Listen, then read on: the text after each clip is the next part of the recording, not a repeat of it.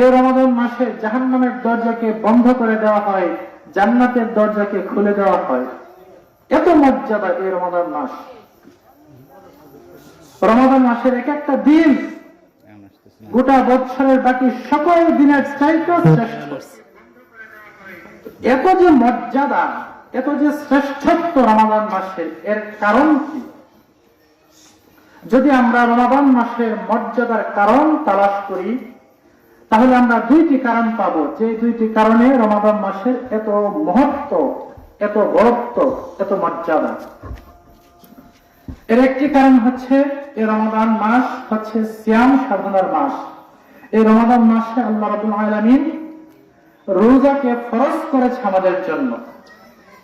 সূরা বাকারা 2 নম্বর সূরা 183 নম্বর আয়াতে আল্লাহ রাব্বুল আলামিন বলতেছেন, ইয়া আইয়ুহাল্লাযীনা আমানু, হে ঈমানদারগণ, কুতিবা আলাইকুমুস সিয়াম, তোমাদের জন্য সিয়ামকে, রোজাকে ফরজ করা হলো, কামা কুতিবা আলাল্লাযীনা মিন ক্বাবলিকুম লাআল্লাকুম তাত্তাকুন, যেইভাবে ফরজ করা হয়েছিল তোমাদের পূর্ববর্তী জাতিসমূহের উপরে, যাতে তোমরা মুত্তাকী হতে পারো, আল্লাহ ভীরু হতে পারো। সুবহানাল্লাহ। তাহলে এই রমাদান মাসে এক মাস ব্যাপী রোজা রাখাকে, সিয়াম সাধনা করাকে আমাদের জন্য ফরজ করে দেওয়া হয়েছে। এটা হচ্ছে রমজান মাসের এই মর্যাদার একটা কারণ। এই রমজান মাসের মর্যাদার দ্বিতীয় যে কারণ, যেটা আরো বড়, সেটি হচ্ছে এই রমাদান মাস কুরআন নাজিলের মাস। ঠিক একটা আয়াত পরেই 185 নম্বর আয়াতে আল্লাহ তাআলা এই তথ্যটা দিচ্ছেন, শাহরু রমাদান আল্লাযী উনজিলা ফীহিল কুরআন হুদাল লিন-নাস ওয়া বায়িনাতিন মিনাল হুদা ওয়াল ফুরকান, যে রমজান মাস যেখানে আমি কি করেছি, কুরআনকে নাজিল করেছি, যেটা মানব জাতির জন্য কি হেদায়েত, সুস্পষ্ট দলিল, প্রমাণ এবং সত্য এবং মিথ্যার মধ্যে পার্থক্যকারী। সুবহানাল্লাহ। তাহলে এই যে কুরআন নাজিলের মাস হচ্ছে রমাদান মাস, এটা হচ্ছে রমাদান মাসের বরত্বের, শ্রেষ্ঠত্বের দ্বিতীয় কারণ, এবং এটাই প্রধান কারণ। পৃথিবীতে যুগে যুগে যত আসমানি গ্রন্থ নাজিল হয়েছে, এর মধ্যে সর্বশ্রেষ্ঠ হচ্ছে আল কুরআনুল কারীম। পৃথিবীতে যত নবী রাসূল এসেছেন, সমস্ত নবী রাসূলদের মধ্যে সর্বশ্রেষ্ঠ হচ্ছে আমাদের নবী হযরত মুহাম্মদুর রাসূলুল্লাহ সাল্লাল্লাহু আলাইহি ওয়াসাল্লাম। তো তিনি কেন শ্রেষ্ঠ নবী? তার শ্রেষ্ঠত্বের কারণ হচ্ছে কুরআন। তার উপরে কি নাযিল হয়েছে? কুরআন নাযিল হয়েছে। সর্বশ্রেষ্ঠ গ্রন্থ যে নবীর উপর নাযিল হয়েছে, সে নবীও কি সর্বশ্রেষ্ঠ। অন্য সকল মাসের চাইতে বেশি। এই কুরআন নাযিলের কারণে লাইলাতুল কদরের মর্যাদা বাকি 364টা রাতের চাইতে 1000 গুণ বেশি।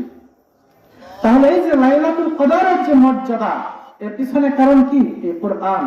রমাদান মাসের যে মর্যাদা, এর পিছনে কারণ কি? কুরআন। আমাদের নবীর যে মর্যাদা, এর পিছনে কারণ কি?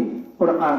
সমস্ত মর্যাদার মূল ভিত্তি হচ্ছে, শ্রেষ্ঠত্বের কেন্দ্রবিন্দু হচ্ছে কোরআনে কালাম। আল্লাহ রাব্বুল আলামিনের কালাম কি? বাণী। তো এত দামি একটি গ্রন্থ, এত দামি একটা জিনিস আল্লাহ সুবহানাহু ওয়া তাআলা আমাদেরকে গিফট করেছেন। আমরা কি চেয়ে এনেছি, চেষ্টা করে এনেছি? না, মেহনত করে নাই। আল্লাহ তাআলা আমাদেরকে পছন্দ করে এই কিতাবটা, তার সর্বশ্রেষ্ঠ কিতাবটা আমাদেরকে গিফট করেছে। তো কেন আল্লাহ রাব্বুল আলামিন কুরআন আমাদের জন্য নাযিল করেছে, এর কারণ কি, এর উদ্দেশ্য কি, এটা তো আমাদের বোঝা প্রয়োজন, জানা প্রয়োজন, তাই না? যদি আমরা সেই উদ্দেশ্যটা বুঝি, তাহলে আমরা আমাদের জীবন সার্থক, আমাদের সাধনা সার্থক, আমাদের রমাদান সার্থক, আমাদের সিয়াম সাধনা সার্থক।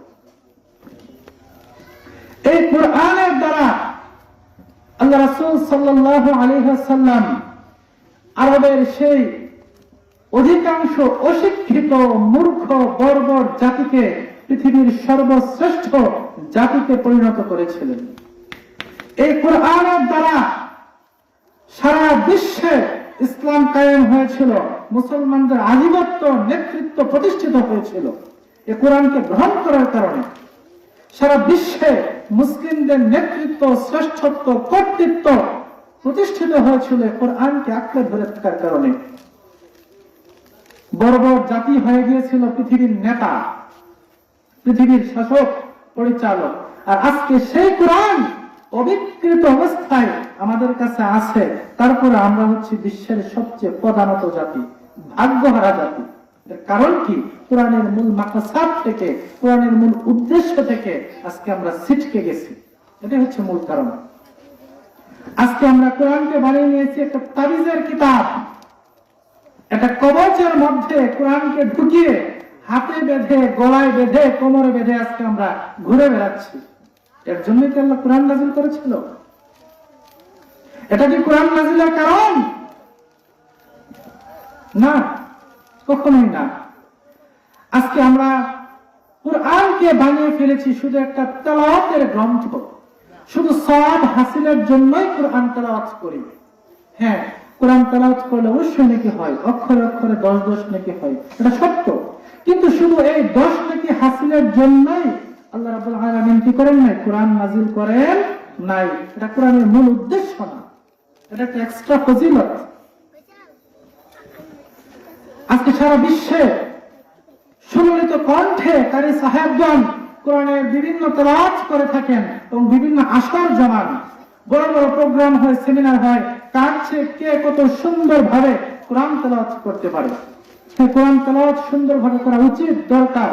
কিন্তু শুধু কোরআনকে তেলাওয়াতের মধ্যে সীমাবদ্ধ রাখার জন্যই এই কোরআন আসে নাই, যে কার চেয়ে কে কত সুন্দর ভাবে সুললিত ভঙ্গিতে কোরআন তেলাওয়াত করতে পারবে, এটার জন্য কোরআন আসে নাই। এটাই কোরআনের একমাত্র উদ্দেশ্য নয়।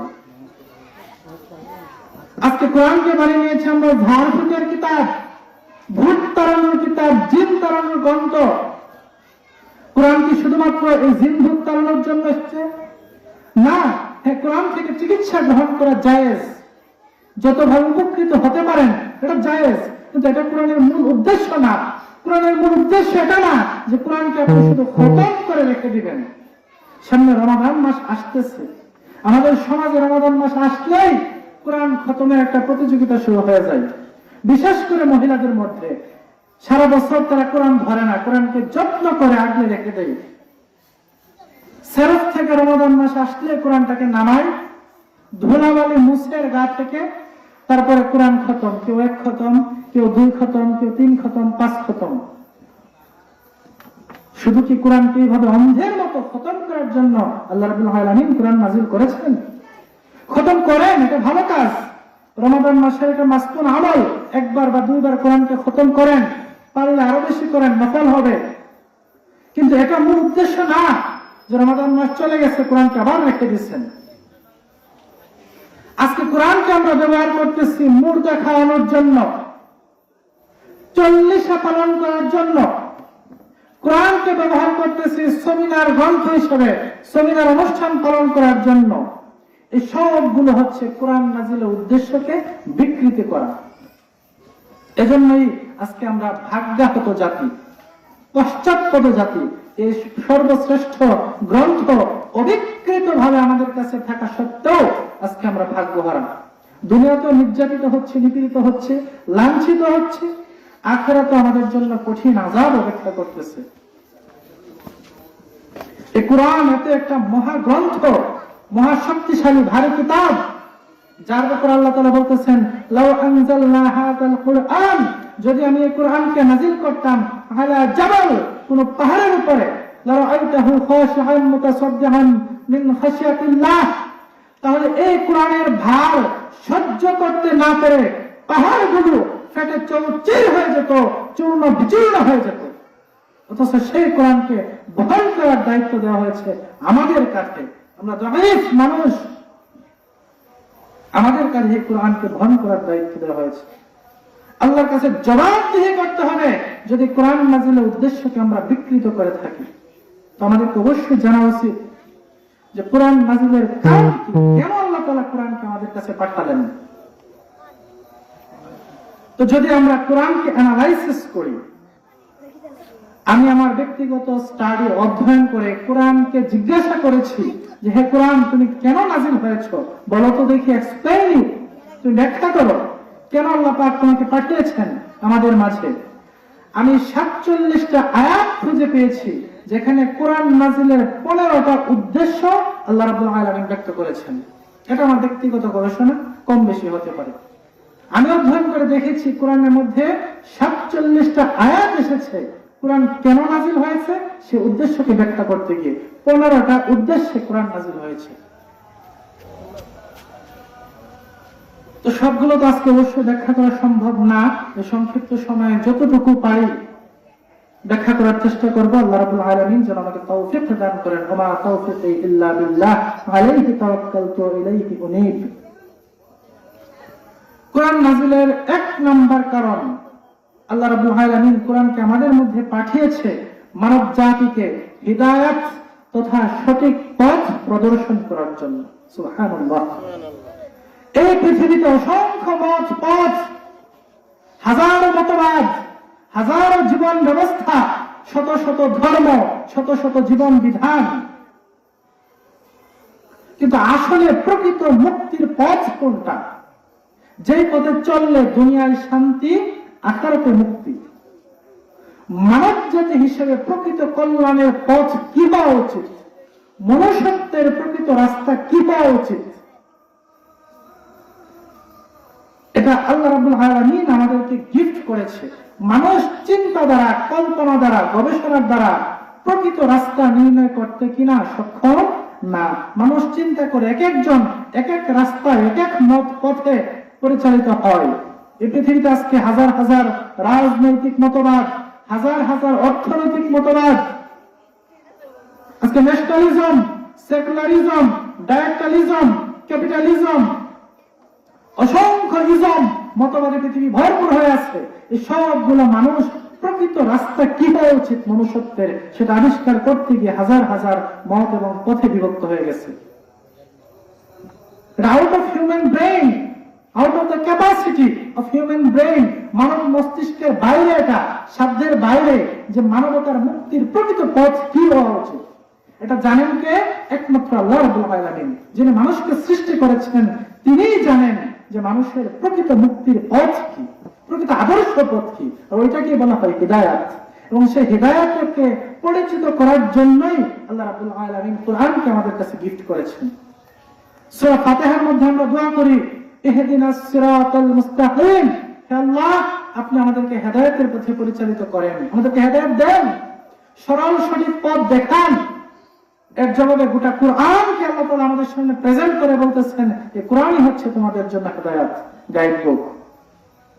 সূরা বাকারা 2 নম্বর সূরার 1 এবং 2 নম্বর আয়াতে আল্লাহ রাব্বুল আলামিন বলতেছেন, আলিফ লাম মিম যালিকাল কিতাবু লা রাইবা ফীহি হুদাল লিল মুত্তাকিন।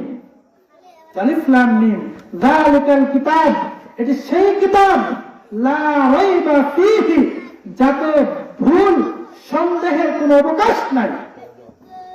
চিন্তা করছেন? যার গ্রন্থ তিনি বলতেছেন এর মধ্যে সন্দেহের কোনো ছিটেফোঁটা নাই, অবকাশ নাই।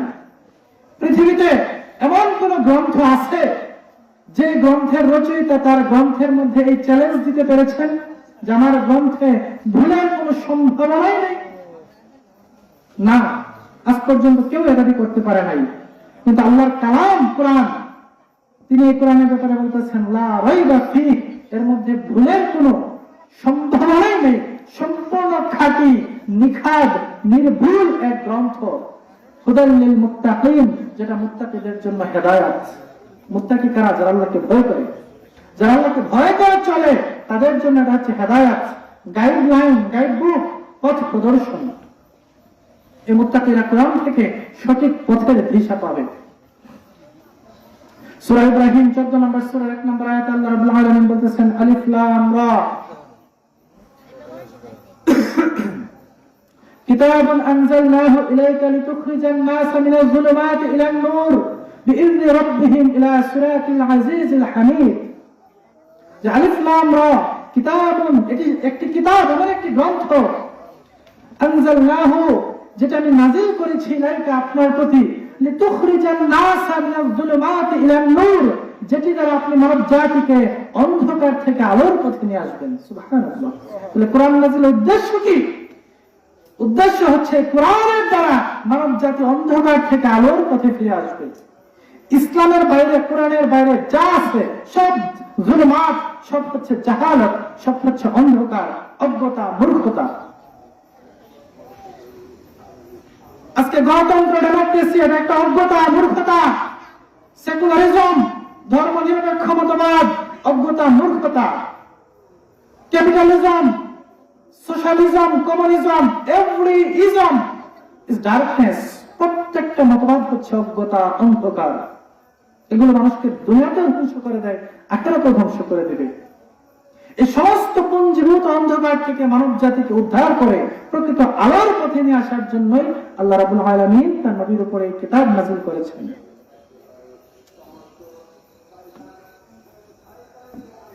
আল্লাহ তাআলা আরো বলতেছেন সূরা লুকমান 31 নম্বর সূরার 1, 2 এবং 3 নম্বর আয়াতে, আলিফ লাম মিম তিলকা আয়াতুল কিতাবিল হাকিম হুদাও ওয়া রাহমাতাল লিল মুহসিনিন। আলিফ লাম মিম তিলকা আয়াতুল কিতাবিল হাকিম, যে আয়াতগুলো আমি তোমাদেরকে শোনাচ্ছি, আয়াতগুলো হচ্ছে কিতাবে হাকিম, প্রজ্ঞাময় এক গ্রন্থের কিতাব। হুদাও ওয়া রাহমাতাল লিল মুহসিনিন, আমার মুহসিন বান্দাদের জন্য এগুলো হচ্ছে হেদায়েত এবং রহমত। মুহসিন কারা? যারা আল্লাহকে ভালোবাসে। মুত্তাকি হচ্ছে যারা আল্লাহকে ভয় করে, মুহসিন হচ্ছে যারা আল্লাহকে ভালোবাসে। আল্লাহকে যারা ভয় করে, আল্লাহকে যারা ভালোবাসে, তাদের জন্য কোরআন কি? হেদায়েত। সূরা জুমার 39 নম্বর সূরার 41 নম্বর আয়াতে আল্লাহ রাব্বুল আলামিন বলতেছেন, ইন্না আনজালনাল কিতাবা আলাইকাল কিতাবা লিন-নাসি বিল হক। হে নবী, আমি আপনার প্রতি এই কিতাব নাযিল করেছি যথাযথভাবে, সত্য সহকারে, লিন-নাস, মানব জাতির জন্য। তাহলে নবীর উপরে এই কিতাব কেন নাযিল করেছে? মানব জাতির জন্য। ফামান ইহতাদা ফালিনাফসি, যে এর হেদায়েতকে অনুসরণ করবে সেটা নিজের জন্য অনুসরণ করলো। ওমান দাল্লা ফাইন্নামা ইউদিল্লু আলাইহা, আর যে পথভ্রষ্ট হলো, গুমরাহির রাস্তা অবলম্বন করলো, সে নিজেরই কি করলো? ক্ষতি করলো। ওমা আনতা আলাইহিম বিওয়াকিল, আপনি এদের উপরে তত্ত্বাবধায়ক নন, অভিভাবক নন। জোর করে পিটায়া এদেরকে হেদায়েতের রাস্তায় কি আনার কোনো দরকার নাই। নবীর দায়িত্ব ছিল হেদায়েতকে, কোরআনের বাণীকে মানুষের কাছে পৌঁছে দেওয়া। জোর করে পিটায়া হেদায়েত দেওয়া কিনা নবীর দায়িত্ব না। সূরা ইউনূস 10 নম্বর সূরা 60 নম্বর আয়াতে আল্লাহ রাব্বুল আলামিন বলতেছেন, কুল ইয়া আইয়ুহান নাস ক্বাদ জাআকুমুল হাক্কু মির রাব্বিকুম, যে হে নবী আপনি বলে দেন, হে মানব জাতি, তোমাদের কাছে হক, সত্য এসে গেছে তোমাদের রবের পক্ষ থেকে। সেই সত্য কি? আল কোরআন। ফামান ইহতাদা ফাইন্নামা ইয়াহতাদি লিনাফসিহি, যে এই কোরআনের হেদায়েতকে যে অনুসরণ করলো, গ্রহণ করলো, সে নিজেরই হেদায়েত করলো, নিজেরই কি সৌভাগ্য টেনে আনলো, নিজের ভালোর জন্য করলো, নিজের জন্য করলো। ওমান দাল্লা ফাইন্নামা ইউদিল্লু আলাইহা, আর যে পথভ্রষ্ট হলো তা সেটা নিজের জন্যই পথভ্রষ্ট হলো, নিজেরই ক্ষতি করলো। ওমা আনা আলাইকুম বিওয়াকিল, আমি তোমাদের উপরে কিনা তত্ত্বাবধায়ক না। তাহলে দেখেন এই দুইটা আয়াতে আল্লাহ রাব্বুল আলামিন বলতেছে কোরআনকে নাযিল করেছে মানব জাতির হেদায়েতের জন্য। কার হেদায়েতের জন্য? গোটা মানব জাতির হেদায়েতের জন্য। আর আগে যে দুইটা আয়াত বলেছি, একটাতে বলেছি মুত্তাকির জন্য, মুহসিনের জন্য। তো সামঞ্জস্যতা কি? আসলে আল্লাহ রাব্বুল আলামিন কোরআনকে নাযিল করেছে গোটা মানব জাতির জন্য। তবে গোটা মানব জাতির সবাই এর থেকে কি পাবে না? ফায়দা হাসিল করতে পারবে না। যারা মুত্তাকি, যারা মুহসিন, যারা আল্লাহকে ভয় করে, যারা আল্লাহকে ভালোবাসে, ওই আল্লাহ ভীরু, আল্লাহ প্রেমী, ওই বান্দাগুলোই এই কোরআন থেকে ফায়দা হাসিল করতে পারবে। সবাই পারবে না। এই সৌভাগ্য কি সবার হবে না, যদিও সবার জন্যই নাযিল করেছে। আল্লাহ রাব্বুল আলামিন বলতেছেন, আল্লাহু নাযালা আহসানাল হাদীসি কিতাবান মুতাশাবিহান মাসানিয়া তাকশাইরু মিনহু জুলুদুল লাযিনা ইয়াখশাউনা রাব্বাহুম সুম্মা তালিনু জুলুদুহুম ওয়া কুলুবুহুম ইলা যিকরিল্লাহ যালিকা হুদাল্লাহি ইয়াহদী বিহি মান ইয়াশা ওয়া মান ইউদ্লিলিল্লাহু ফামা লাহু মিন হাদ। সূরা জুমার 39 নম্বর সূরা 23 নম্বর আয়াতে আল্লাহ তাআলা বলতেছেন, আল্লাহু নাযালা আহসানাল হাদিস, আল্লাহ তাআলা উত্তম বাণী নাযিল করেছেন, উত্তম কথা নাযিল করেছেন। এই গোটা কোরআন উত্তম কথায় ভরপুর। কোরআনের সবকিছু ভালো কথা, ভালো ভালো ওয়াজ দিয়ে, আলোচনা দিয়ে কোরআনকে আল্লাহ তাআলা ভরপুর করে রেখেছেন। আল্লাহু নাযালা আহসানাল হাদিস কিতাবাম মুতাশাবিহান মাসানিয়া, এটা একটা সুসামঞ্জস্যপূর্ণ কিতাব। এই কিতাবের মধ্যে সামঞ্জস্য রয়েছে, কোনো অসামঞ্জস্যতা নাই, কোনো বক্রতা নাই। মাসানিয়া যেটি বারবার করা হয়, তেলাওয়াত করা হয়, আবৃত্তি করা হয়। সারা বিশ্বে কোরআনের মতো এত বেশি তেলাওয়াত আর কোনো গ্রন্থ কি করা হয় না। সবচেয়ে বেশি পঠিত তেলাওয়াতকৃত গ্রন্থ হচ্ছে কোরআন। তাকশাইরু মিনহু জুলুদুল্লাযিনা ইয়াখশাউনা রাব্বাহুম, যারা তার রবকে ভয় করে, এই কোরআনের তেলাওয়াত শোনা মাত্র তাদের দেহের মধ্যে কাঁপুনি চলে আসে, শিহরণ জেগে ওঠে। সুম্মা তালিনু জুলুদুহুম ওয়া কুলুবুহুম ইলা যিকরিল্লাহ, অতঃপর আল্লাহর স্মরণে দেহ মন গলে যায়। যারা ঈমানদার, কোরআন তেলাওয়াত হলে তাদের দেহ মন নরম হয়ে যায়, আল্লাহর স্মরণে ঝুঁকে যায়। যালিকা হুদাল্লাহি ইয়াহদি বিহি মান ইয়াশা, যালিকা হুদাল্লাহ, এই কোরআন এটাই হচ্ছে আল্লাহর হিদায়াত। ইয়াহদি বিহি মান ইয়াশা, এর দ্বারা আল্লাহ পাক যাকে চান তাকে হেদায়েত দান করেন। ওয়া মান ইউদ্লিল্লাহু ফামা লাহু মিন হাদ, আল্লাহ যাকে পথভ্রষ্ট করেন তাকে কেউ হেদায়েত দিতে পারে না। তাহলে হেদায়েতের মালিক কে? আল্লাহ। কোন মানুষ, কোন জিন, কোন ফেরেশতা, এমনকি কোন নবী পর্যন্ত হেদায়েতের মালিক না, তাদের হাতে হেদায়েতের চাবিকাঠি নেই। হেদায়েতের চাবিকাঠি কার কাছে? আল্লাহর কাছে। আল্লাহ রাসূল সাল্লাল্লাহু আলাইহি ওয়াসাল্লামের প্রিয় চাচা আবু তালেব যখন ইন্তেকাল করলেন, কত আদর করেছেন ভাতিজাকে, কিন্তু ঈমান নিয়ে মৃত্যুবরণ করতে পারে নাই। সে আক্ষেপে আল্লাহ নবী বারবার তার মাগফিরাত কামনা করতেছেন। তখন আল্লাহ তাআলা তাকে থামিয়ে দিলেন, ইন্নাকা লা তাহদি মান আহবাবতা ওয়ালাকিন্নাল্লাহ ইয়াহদি মান ইয়াশা, যে নবী আপনি যাকে পছন্দ করেন তাকে আপনি হেদায়েত দিতে পারবেন না, আল্লাহ যাকে চান তাকে তিনি হেদায়েত দান করবেন। তাহলে হেদায়েতের চাবিকাঠি কার হাতে? আল্লাহর হাতে। আল্লাহ যাকে পথভ্রষ্ট করেন তাকে কেউ হেদায়েত দিতে পারবে না, আর আল্লাহ যাকে হেদায়েত দান করেন তাকে কেউ পথভ্রষ্ট করতে পারবে না। আল্লাহ যাকে চান তাকে হেদায়েত দান করেন, এবং আল্লাহ হেদায়েত দান করেন কিসের মাধ্যমে? কোরআনের মাধ্যমে। হেদায়েতের মালিক হচ্ছে আল্লাহ, হেদায়েতের মাধ্যম হচ্ছে কোরআন। ইয়াহদি বিহি মান ইয়াশা, এর দ্বারা, কোরআনের দ্বারা যাকে চান তাকে আল্লাহ হেদায়েত দান করেন। তাহলে হেদায়েত পেতে গেলে কি পড়তে হবে? কোরআন পড়তে হবে। হেদায়েত যদি কেউ পেতে চায় তাকে কার সান্নিধ্যে আসতে হবে? কোরআনের সান্নিধ্যে আসতে হবে। কোরআনকে বাইলাট করে আপনি যা কিছু করেন না কেন, আপনি কখনোই হেদায়েত লাভ করতে পারবেন না। কোন ব্যক্তি কোরআনের ইলম হাসিল না করে, কোরআন না বোঝা পর্যন্ত অন্য জ্ঞান হাসিল করা জায়েজ নাই তার জন্য।